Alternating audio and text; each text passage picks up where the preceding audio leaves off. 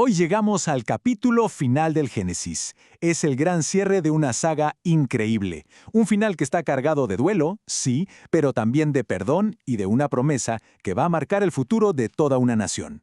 Así que vamos a sumergirnos en cómo termina esta historia monumental. Para entenderlo bien, vamos a dividir este capítulo en 4 actos.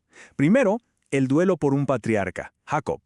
Después, seguiremos a su familia en un último y solemne viaje. Luego, llegaremos al punto clave, un momento de miedo y un perdón increíble. Y cerraremos con la promesa de un futuro que va más allá de la muerte. Bueno, empecemos. La historia arranca con algo súper íntimo y humano, la muerte de un padre. Vemos a José, el segundo hombre más poderoso de Egipto, dejar de lado todo su poder para ser simplemente un hijo que llora la pérdida de su padre, Jacob. Es una imagen muy potente. No es el acto de un gobernador. Es el gesto de un hijo en duelo, algo que todos podemos entender. Pero ojo, porque este momento tan privado está a punto de convertirse en una demostración pública de respeto como nunca antes se había visto en Egipto. Y es que José, ahora sí, usando su autoridad, ordena 2 grandes rituales funerarios. Y con esto le está diciendo a todo el mundo, no solo a su familia, sino a toda la nación egipcia, lo grande que fue su padre. Y fíjense en este número, 40 días. Esto no es cualquier cosa, ¿eh?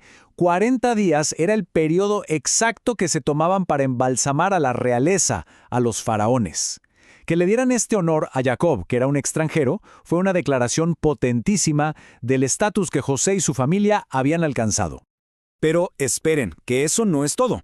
La nación entera lloró a Jacob por 70 días. ¡70! Un periodo de duelo que normalmente estaba reservado solo para un faraón.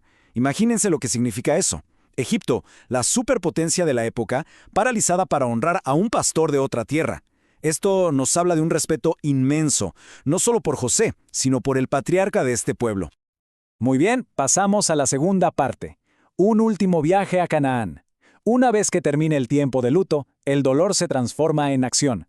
Ahora José tiene que cumplir una misión sagrada, la última y más importante promesa que le hizo a su padre. Entonces, José va a hablar con el faraón, pero no va como el gobernador, no, va como un hijo que necesita cumplir un juramento. Porque para Jacob, ser enterrado en Canaán no era un simple capricho, era una declaración de fe.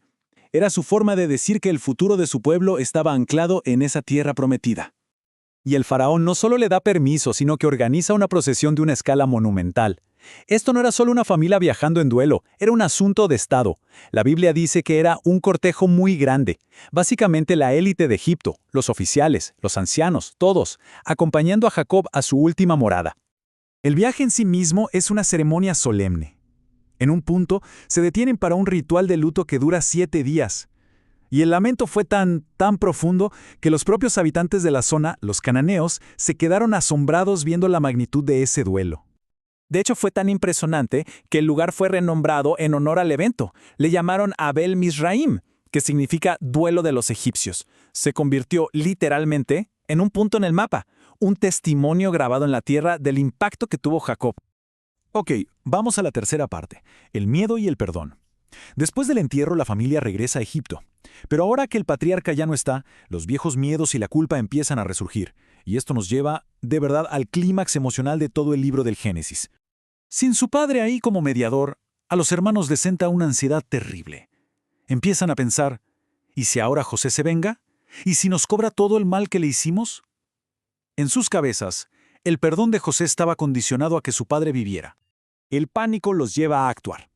Primero le mandan un mensajero, casi con una mentirita, diciendo que su padre le había pedido que los perdonara.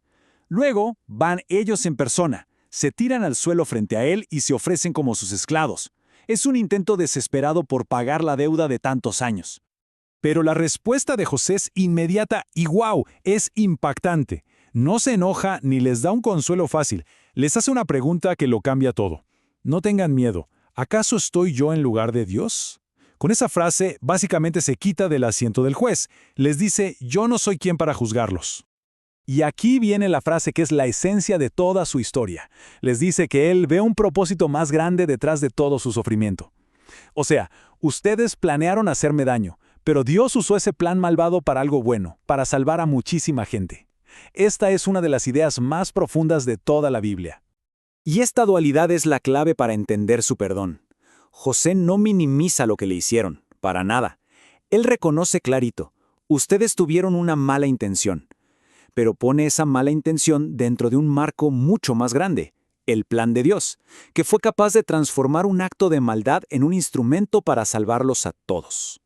Después de este acto de perdón que básicamente sella el futuro de la familia, la historia da un salto en el tiempo. El libro del Génesis ya se acerca a su final, y ahora se enfoca en los últimos días y en el legado del propio José. José llegó a vivir 110 años, una vida larga, completa, allí en Egipto. No solo fue un líder increíblemente exitoso, sino que además tuvo el privilegio de ver a su familia crecer y multiplicarse a través de las generaciones. Él fue testigo directo del comienzo de la promesa que Dios le había hecho a Abraham. Vio con sus propios ojos cómo su pequeña familia empezaba a florecer y a convertirse en ese gran pueblo que se había prometido. Sin embargo, y esto es muy importante, antes de morir, José junta a sus hermanos. Tiene una última instrucción para ellos, una profecía que es como un puente entre su presente en Egipto y un futuro prometido en otro lugar. Aquí él reafirma la promesa fundamental, el pacto que lo es todo. Su fe no estaba puesta en la seguridad de Egipto, sino en el futuro que Dios les había prometido a sus antepasados, a Abraham, a Isaac y a Jacob. Y les hace jurar una cosa, que cuando llegue ese día de la salida, no lo dejen atrás.